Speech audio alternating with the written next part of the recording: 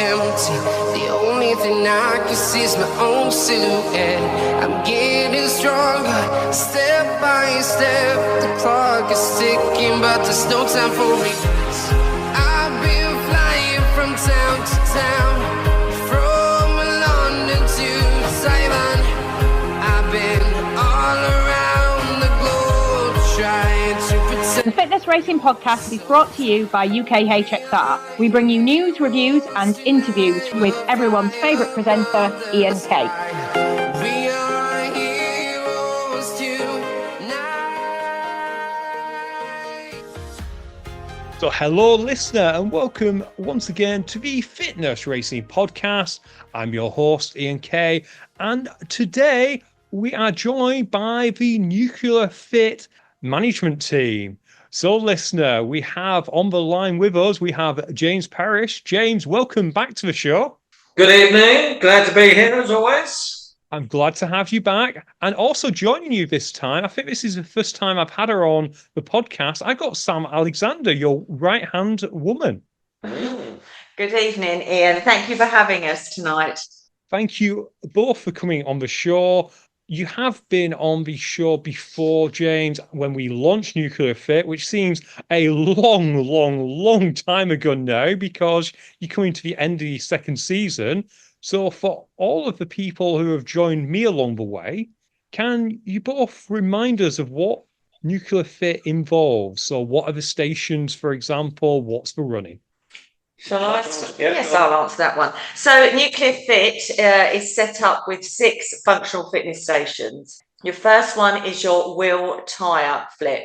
So you're flipping a tyre realistically 100 metres. Your second one you're going into is your farmer's urn carry.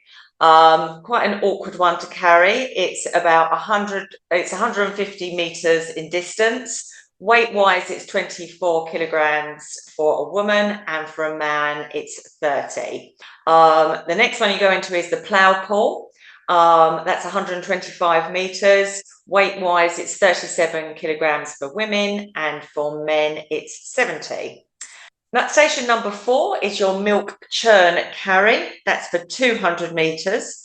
The weight for that is 16 kg, and for the men, it's 24. Station number 5 is duck and throw, which is a 100-meter run with the bag, and then you throw the bag over 10 poles. And then finally, you've got squat to lift. It's 75 for women and 100 for men. So in between each station, you have a 1K trail run that is in the shape of an N. So we're keeping within the Nuclear Fit branding there. And you have 2 unique hurdles just before you enter the core back into the main part of the station before you go on to your next functional fitness station. How high are the hurdles? They are about 4 foot high. 4 foot, yeah. So most people should be able to muscle up. Yeah. Oh, everybody can do those. They're not hard.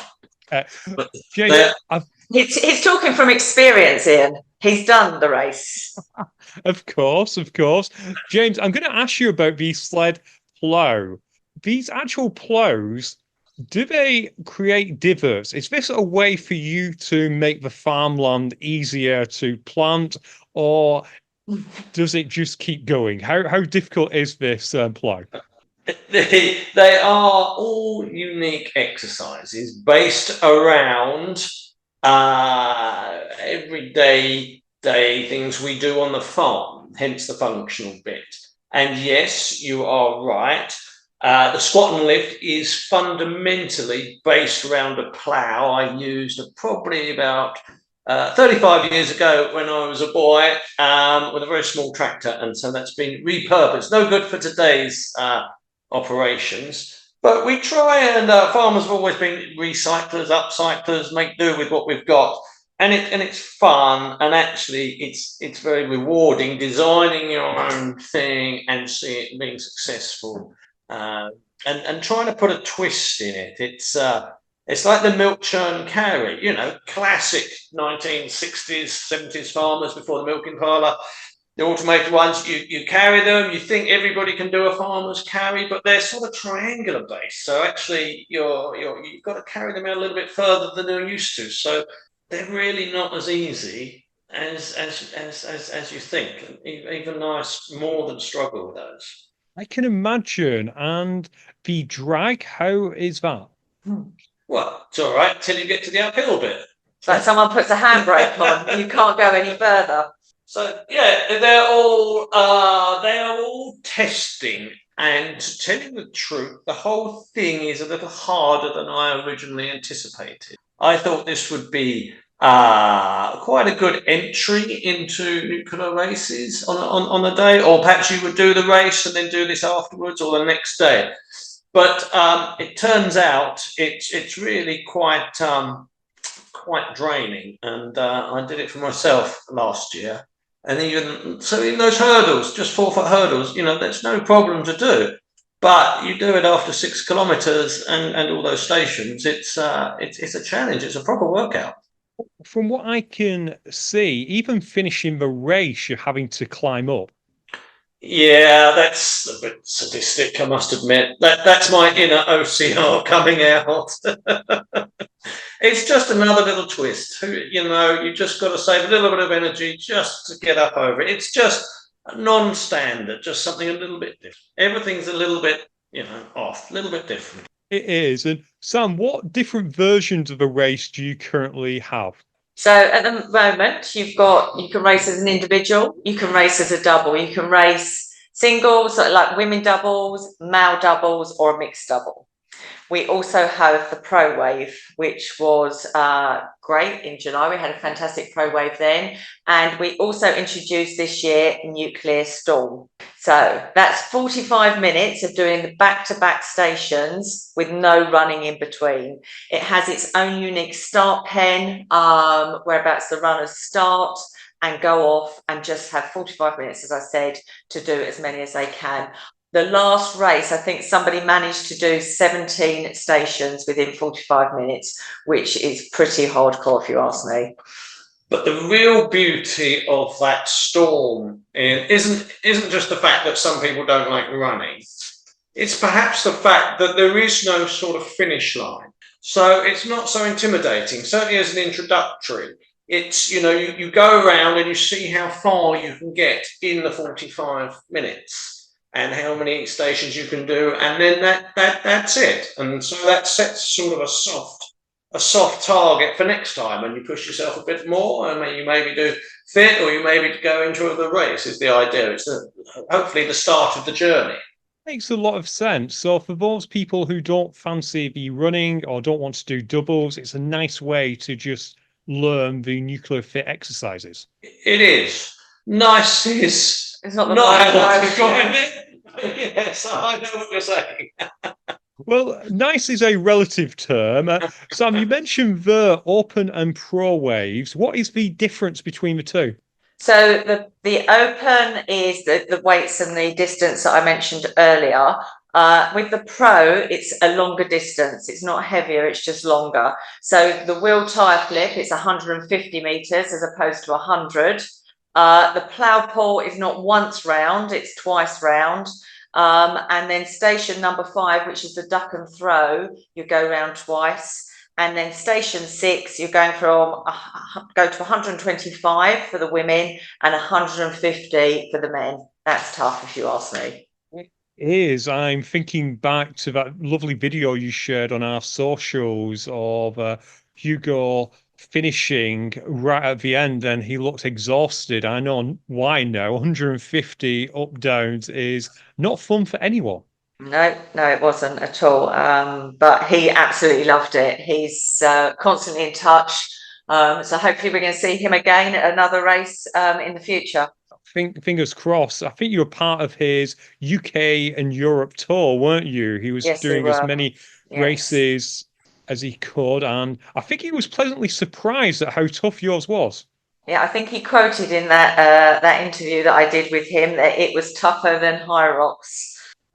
That is his opinion, of course, listener, and there's only one true way to find out, and that's to Sign make your up. way down. Exactly. And I believe at the time of recording, you've got a few places left for your September event, 28th of September. We have two special places, Ian, and that's for you and me to partner up. Oh my goodness. We can show them how to do it. I will take that under advisement.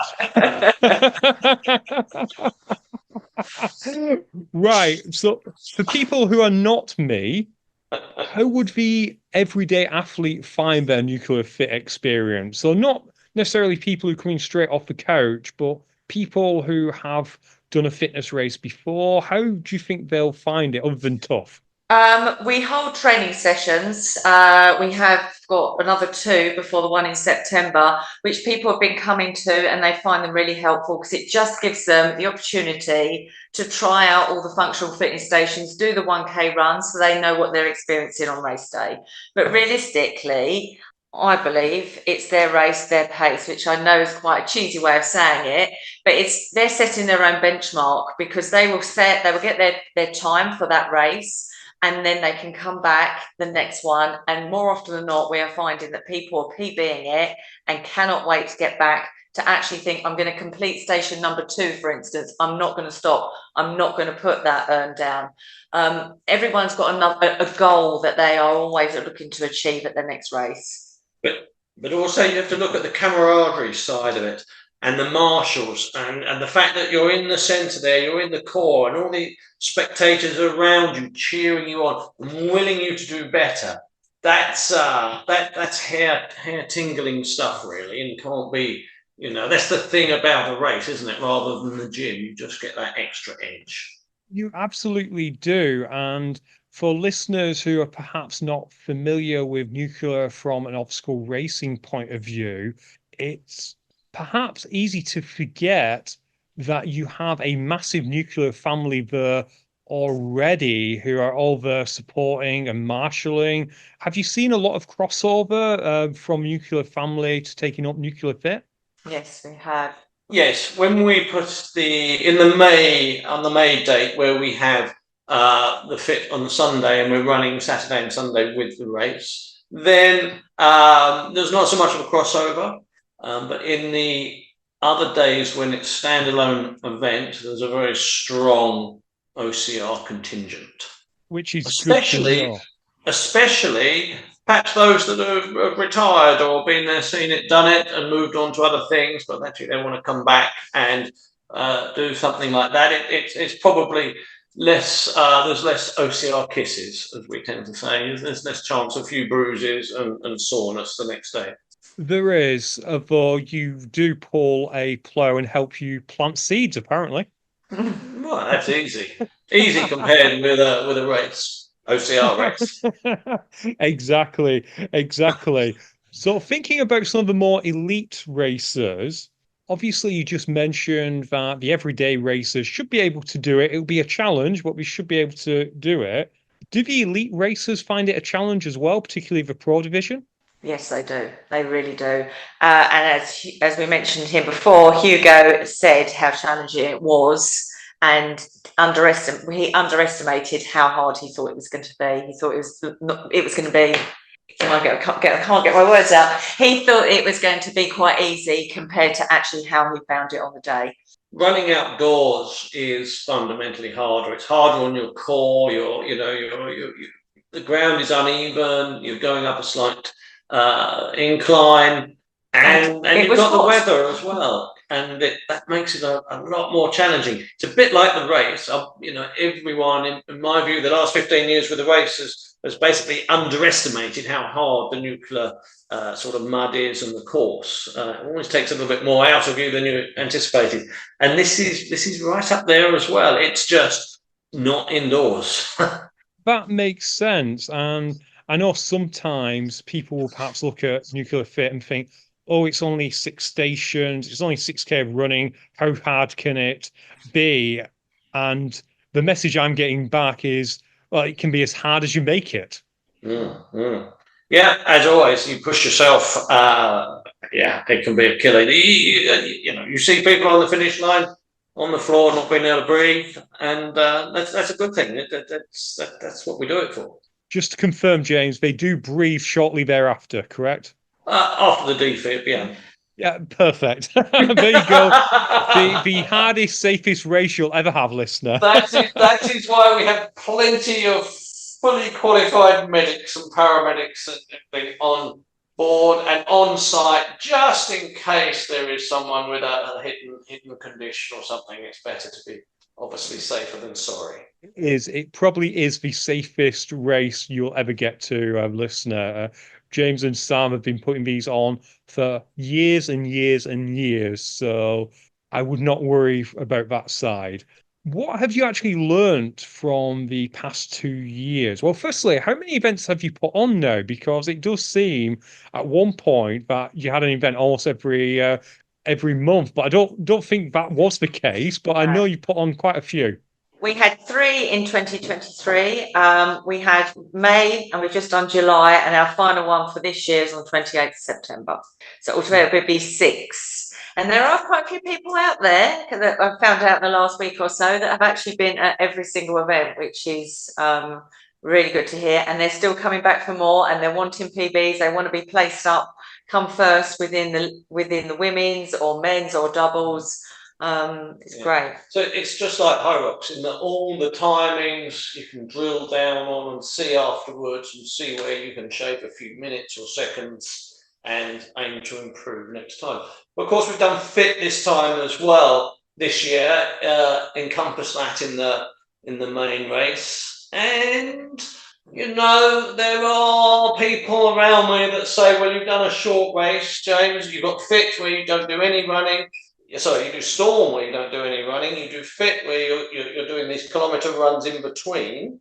Maybe there should be something called hurricane, which would be the other end of the spectrum, which would be a nice long run, maybe back down to the nuclear lake and a little swim around the island and back, maybe something like that for the future. That sounds very, very interesting. And again, listener, if you don't know the nuclear facility, it has a wonderful lake. I will be tempted by that, James, if you could add the slide in.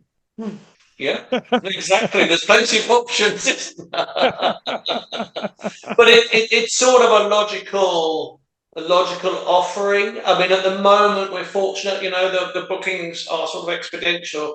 Each race, we're getting bigger and bigger and bigger. There will be a point very soon where we need to do something about that. Put on more or put on more days is what I mean during the year, or increase the course size a little bit, or build another course on site. So maybe the doubles and fit go on a separate area, and we do maybe just on the Sunday, and then we do a different style race on the Sunday. There's lots of. That's the beauty of having a farm, isn't it? There's with a ready built OCR course. There's lots of options there to make it interesting. There absolutely are lots of options, and you're talking there about the potential evolution of the race. What have you kind of learned over the last 2 years? Was there anything that surprised you, both in a good way or in a bad way? Well, from a race director's point of view, the timing, all the timing maps, that's a challenge to get right. That's a job in its own right. It's 2 jobs in its own right, and then to put fit on at the same time is I take my hat off for those guys. That is something that we generally don't give enough time and thought about as a community, how tough that job is and getting that right. And that's the It's almost like the backdrop, isn't it? The timing, in that you kind of ignore it when it's working perfect, but if it goes wrong, it can completely ruin your day. You're absolutely right. Actually, I don't know whether we ever spoke before, but with the races, the OCR races, that was my 2 biggest headache for year after year after year when we were going. There was 1 car parking, 2 bag drop. It's the way it is. We just expect as consumers for it to work, and it's very easy to not give credit to how hard logistically those jobs are. So that's something that's surprising in we need to sort this. What about from a good point of view? Was there anything that was like, oh my gosh, I can't believe this has happened? Well, we've got some fantastic partners that work with us. Emma at MyZone has been with us since the beginning. She hires out to everybody a MyZone belt to try on. She gives them as prizes as well. We also work with 5 physio that have just joined us. They were on site for the first time in July, and they were very busy. They had people on the beds all day, which was great.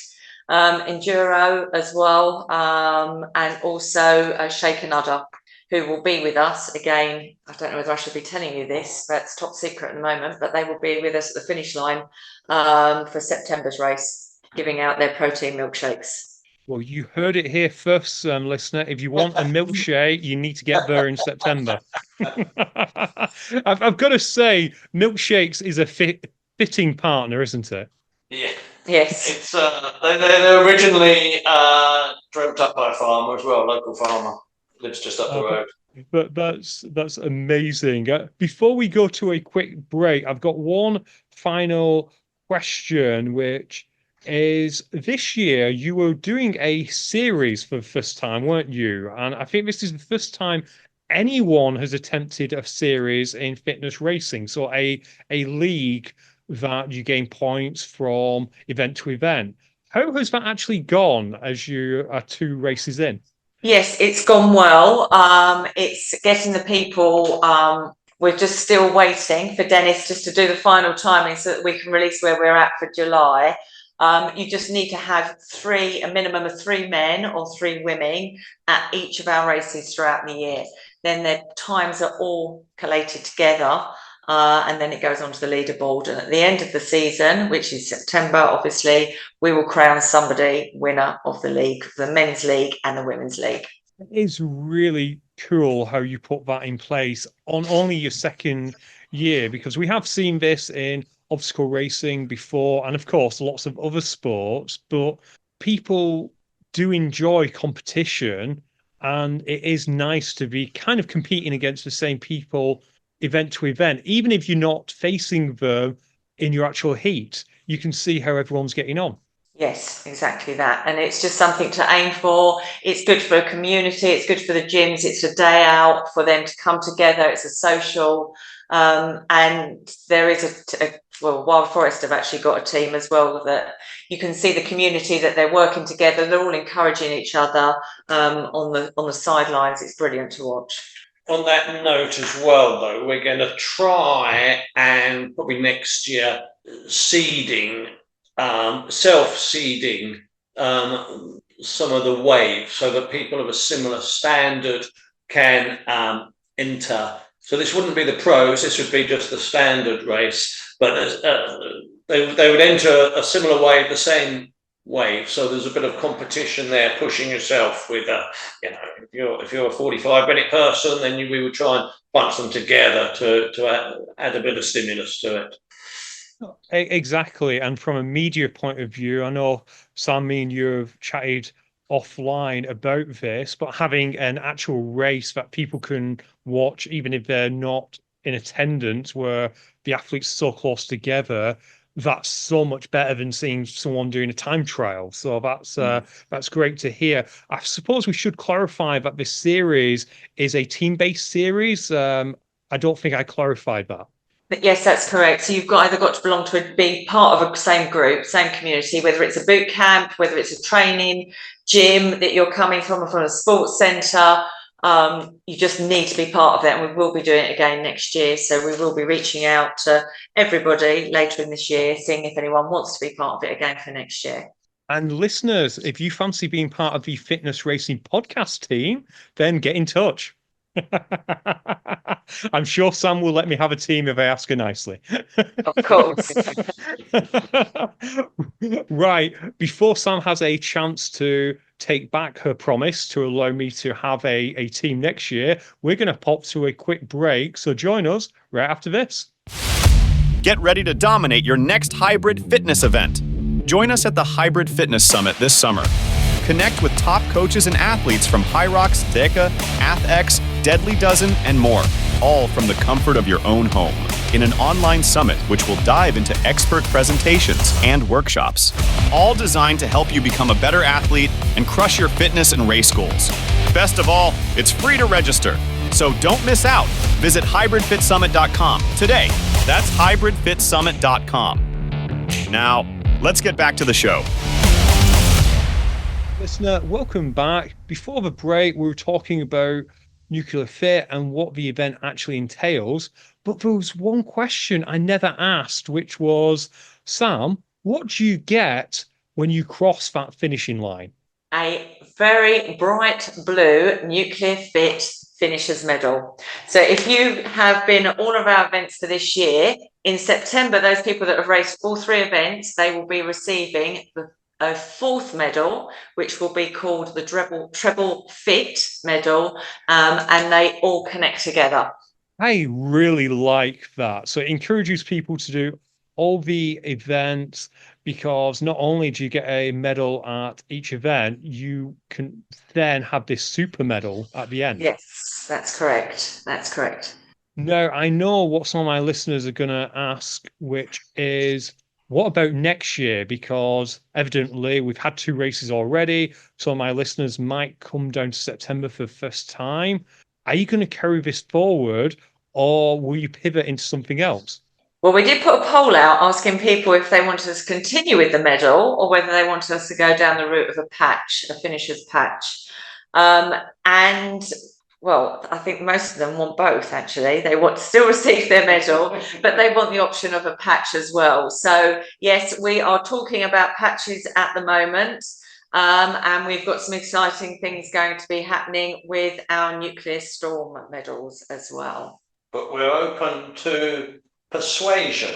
Maybe we give out the medals and then you can buy a patch in the shop, for example. I'm very conscious these days not to increase the price more than we have to cover costs. So that may not be everyone's cup of tea, so they can choose. It's actually a good point about costs, because you are one of the more reasonably priced fitness races out there at the moment. Sam, I'm going to put you on the spot here and say, what's the current price for September's race? It's £59 for a ticket plus your booking fee on top. But included in that, you get free parking, you get your free downloadable pictures, and you get a medal at the end. And we also have a bag drop as well on site. So there's no hidden costs within our tickets. Absolutely no hidden costs. And as you just heard, listener, roughly half the price of some other events out there. And again, nothing hidden. And you get a cool medal. Exactly. I can't express this enough. You get a cool medal and you get to play in the great outdoors as well, which does bring with it its own struggles. You mentioned when our good friend Hugo was over, it was a little bit warm. James, what happens when it's warm? Do people just sweat, or with it being a farm, do you have any solution?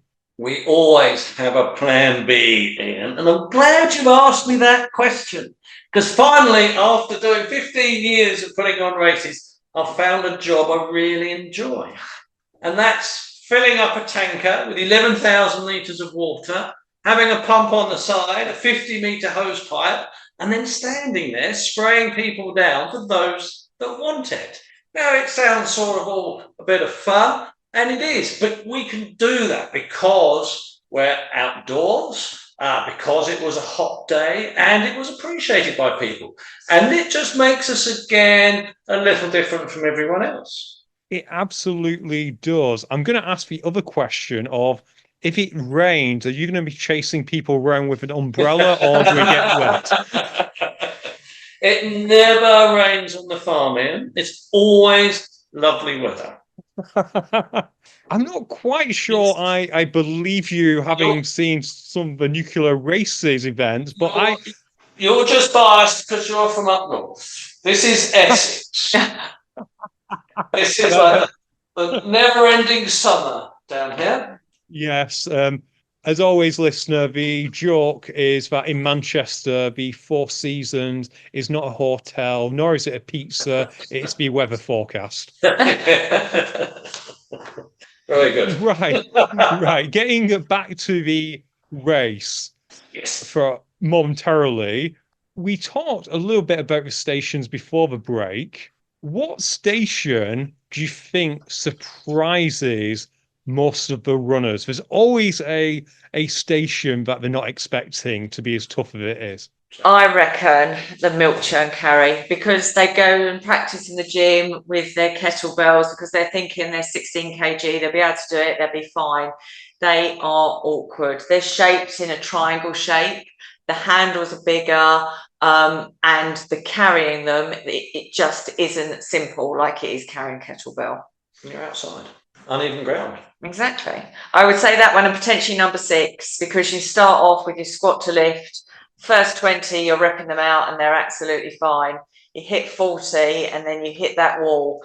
The pain in your shoulders as you're sitting down, and your legs and your glutes, it all just kicks in. We get some great facials on that station number 6 pictures. Actually, Ian, that can be another first. This reminds me. So when I did it last year, I was slightly struck how hard that was. And I have an awful lot of respect those that can knock out a solid 75 or 100 at the end of a race. So what are we doing about that, Sam? So we are challenging you for September. If you can complete the 75 straight off or the 100 straight off, you will be awarded with a wristband with the words "fit to the core" on it. A trophy. Wow. And I suspect these are going to be really limited edition. How many are you likely ordering? Say 10, 20? 10? Yeah, not many people can do it, but it's a challenge. It's a challenge. It should be rewarded. It's much, do you remember on the obstacle course where we did a 120-meter monkey bar, Guinness Book of Records job? And anyone that did that during a race, we very much took our hats off to and gave a dry rope. Exactly. And I imagine that anyone who gets one of them wristbands is going to cherish them. And I'm going to go back to that station because perhaps this was by accident or design. You've solved the wall ball problem, haven't you? Because the movement in that final station is a wall ball movement. You go into a squat, you then lift up and you fully extend your arms. But because you're not throwing a ball and because you've got a bench behind you, it's actually impossible to no rep it unless you get really tired. Is that true, Sam? You've got to keep your hands within the red marks. If your hands come out, you will be no reps. And the bars have to come down to your shoulders as well. So, and the bottom has to sit on the bench. Arms are out straight. So there are quite a few rules that have to be followed. And your adjudicator that counts your every rep, each person has somebody there counting for them, will no rep them if they do not follow the rules. Even so, in theory, it's a lot easier to hit depth when you've got a bench behind you. Correct. And you're never going to miss the target, providing you keep your hands in the red marks and you fully extend. Yes, but when your arms are burning, it's very hard to get them out straight to get back down again. So tough but achievable, was that, James? Yes, exactly that. Exactly that. I do wonder whether other races should adopt your final station because it would solve so many issues. There would never be any arguments about a wall ball slightly going off center or not quite going parallel, but it is what it is, I guess. And I probably should also point out, listener, that you don't gain any advantage based on your body type, because for people who are taller, they should, in theory, have more power to drive up, whereas people who are quite shorter, they may not go down for a full squat, but it's then a little bit easier on the push-up, yeah? Absolutely. It's designed to be fair, tough, and achievable. Exactly. We did give some thought to it. Yeah. I would never doubt it for a minute. I'm going to correct myself by saying, yes, it may be easier for short people on the crouch, but it'll be a little bit harder for them on the push-up. Yes. I saw your confused face for a minute there, Sam, and I realized I messed up my explanation. It happens, listener. It absolutely happens from time to time. I'm going to go on the flip side of what's hard. Is there any particular station that all the athletes love? No. It's a tough So, what's interesting about this? So, this is the first year, second year.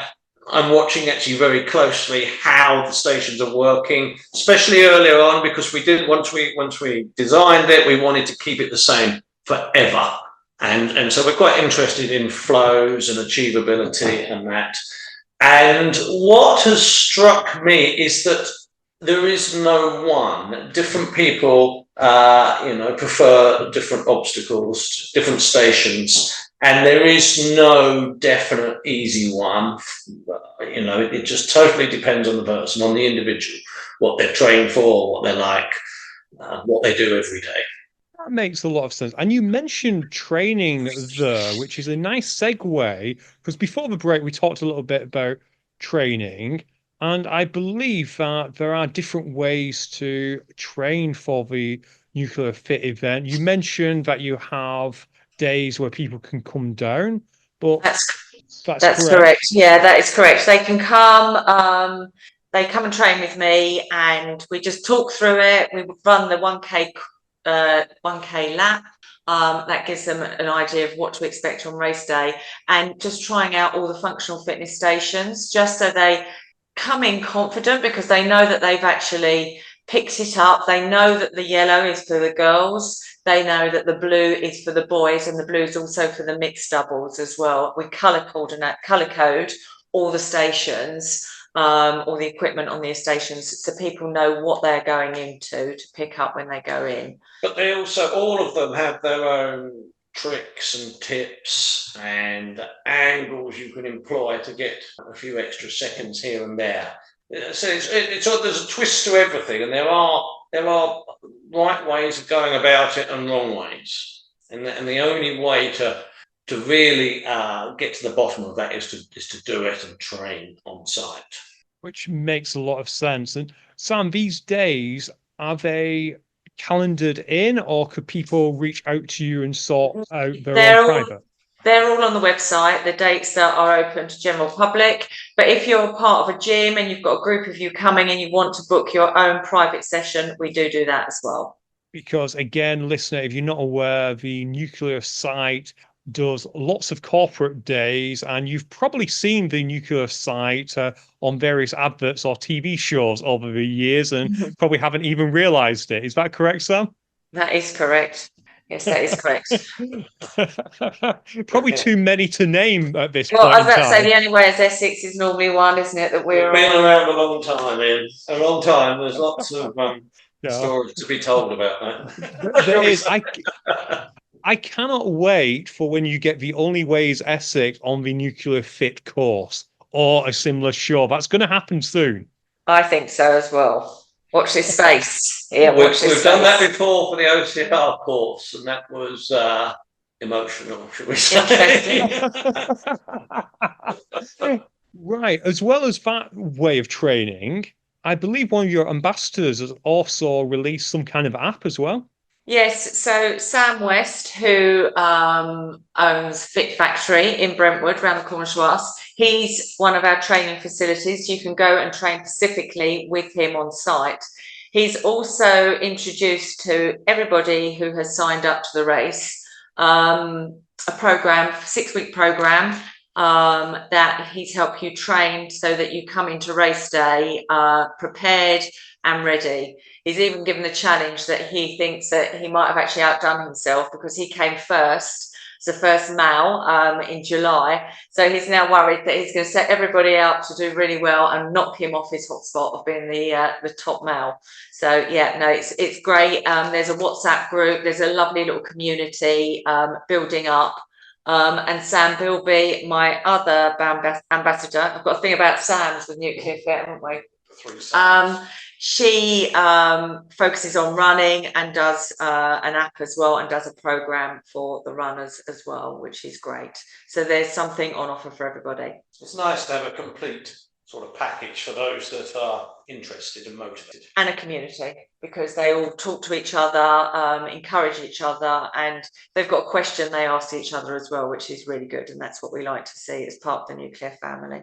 It absolutely is. Again, the nuclear family has been going far longer than Nuclear Fit, and long may it continue. I think we're probably just about ready to wrap it up, but there are some kind of rapid questions that I want to get through. And yeah, let's see how this goes. The first question, what trainers should people wear for Nuclear Fit? Trowel. Good ones. Trowel. Good ones. Trail?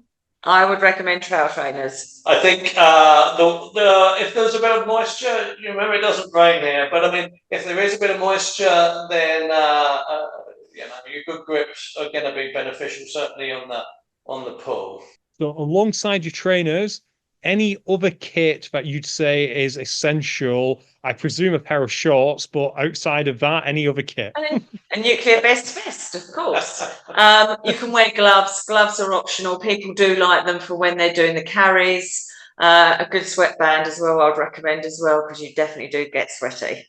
And you mentioned before the break about the potential for a longer format.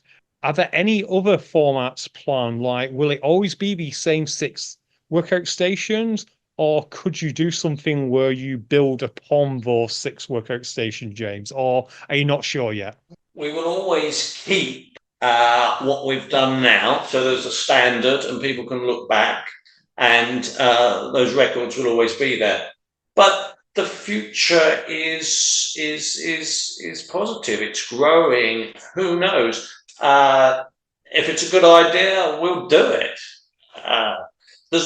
There's lots of ideas, and after this year, certainly when we've bedded everything down, that's time to perhaps broaden the horizon. So very much so. Absolutely. And you keep mentioning that you've had great growth and you are getting to the stage where people need to get their tickets fast, because eventually you're not going to be able to get tickets, which is a shame, particularly for those people who want to do all 3 races. We're not at that stage yet, and I would pride myself quite highly on not, being able to keep up with capacity and not selling out. We do have potential to grow, and so we will. But if we're caught unawares by a last-minute surge, then yes, we will sell out. There's not so much you can do at the end of the day. Even just down to silly things like medals, it takes at least a month and a half from ordering to delivery of those. So there is a limit to that. Absolutely. And again, this is that thing we were discussing before the break, isn't it? That people don't think about logistics, and they can definitely help you out by booking their tickets as early as possible. That's the number one thing. Yeah. And the fashion these days, unfortunately, since the COVID, is to do things last minute, but that makes life trickier for everyone. It does. And I will say, listener, I know some people in mainly the obstacle racing community are nervous at the moment about booking things months in advance. When it comes to Nuclear Fit, Nuclear have been around forever. They are a safe bet. Your money is perfectly safe with them. Oh, thank you, Ian. Gold plated. The only problem is after you've spent the money, you have to do 6 workout stations, run 6K, and then climb a little bit of a podium at the end. But you get a fantastic medal. You get to ring a bell at the end, and you get the greatest feeling in the world, though. You absolutely do. Before we do wrap this up, do you have any plans that you can share with us for 2025, or are they still just bubbling under the surface? Moment, Ian. I am literally in the middle of harvest. The combine is running outside, and there's not much capacity left in my brain. I'm sure Sam has lots of ideas, and we will sift through those in good time. That makes a lot of sense. So watch this space, correct? Correct. Absolutely, as always. Right, before I do wrap it up, Sam, how can people enter? How can we find more details about the race? They can go onto the website, www.nuclearfit.co.uk. We are on Facebook, Instagram, TikTok, and I'm sure you will share a link to our website and all our details, Ian. I will definitely ensure that producer Alan puts the link in the show notes. Listener, check the show notes now. Click on the link, and if it's not there, send me a DM to tell me it's not there. But I'm fairly sure it will be there. Right. Thank you. James, before we wrap this up, is there anything we haven't covered that you wanted to cover today? No, I think we've had a wide-ranging conversation, and it's very stimulating. You know, I get a lot of pleasure out of designing something like this, putting it on, and then it being successful, and then seeing everyone's faces and hearing the comments afterwards. And that's you know, it is a business, but that's it. It's an honour to be able to you know, work and pleasure really, or is all the same for me. And as long as people are getting pleasure doing it, then I think we'll be doing it from this end. I think that is a mic drop moment. So I'm going to say goodbye, Sam. Goodbye, Ian. Thanks for having us. Goodbye, Ian. And yes, goodbye, James, as well. and on that, goodbye, listener, and I will speak to you all I'm walking soon. alone, the streets are empty. The only thing I can see is my own silhouette. Thank you for listening to the Fitness Racing Podcast, produced and presented by UKHXR. Please hit that subscribe button, maybe leave us a review, and follow us on social media through the links in the description. From everyone here at UKHXR, train hard, race fast, but above all else, stay safe and enjoy yourself. Trying to protect your soul. We are heroes tonight. We will fly above the sky. We are heroes tonight.